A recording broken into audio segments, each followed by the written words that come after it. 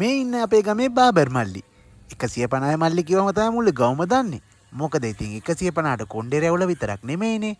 කපන්න පුළුවන් ඔක්කොම කපලා 150ට උඩරිම සාධාරණයක් කරලා තමයි යවන්නේ. බලන්නකෝ ඒකෙත් ඇති.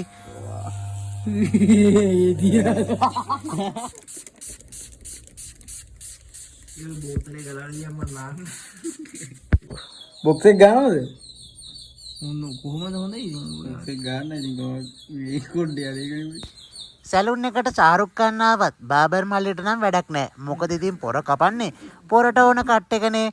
සැලුන් එකට එනේ උන්නම් දෙලව රත් වෙලා ඉන්නේ කපල ඉවරනකම්. මොකද ඉතින් ගිය සතියේ කනක් කැපුවනේ. බලන්නකො නේද මේ මූණ වලල හැටි තියෙන බය. ඕම ඉතින් සතුටයි පාරයි එක්ක දවස ගෙවෙන්නේ මේ විදිහට. රුපියල් 150ට කොණ්ඩෙත් කපලා ලැවුරත් කපලා ඔන්න ඉතින් ඇහිබ මොකොත් කපලානේ යවන්නේ. ඔයාලයි ගමෙත් ඉන්නවද මේ වගේ 150ට කපන අය? අයියෝ නැද්ද? එහෙනම් ඉතින් මේ මල්ලේගේ සැලුන් එකටත් ඇවිල්ලා වෙනස බලන්නකෝ.